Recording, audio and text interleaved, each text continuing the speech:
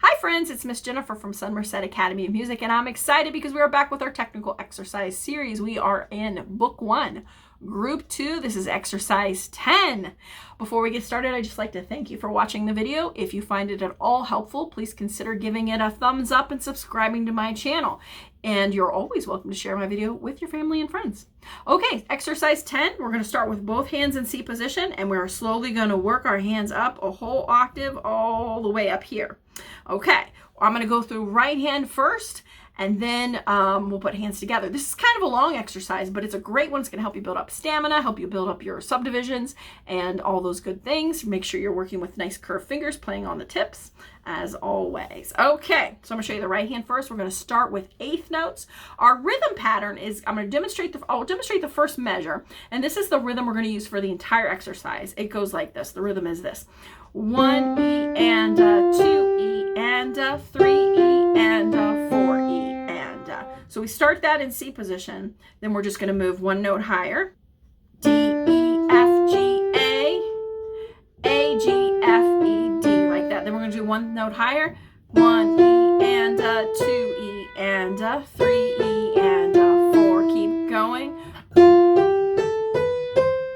Back down.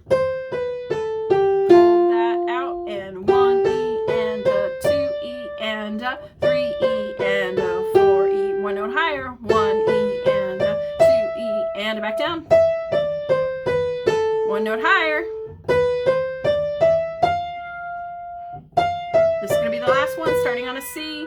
1 E and 2 E and 3 E and 4 E and so it's not particularly hard. Probably what is the tricky part is just keeping it going without pausing or hesitating as you move up. You want to keep that rhythm steady. And if this tempo is too fast, just slow it down. That's usually the easiest way to make things easier or better, is just slow it down.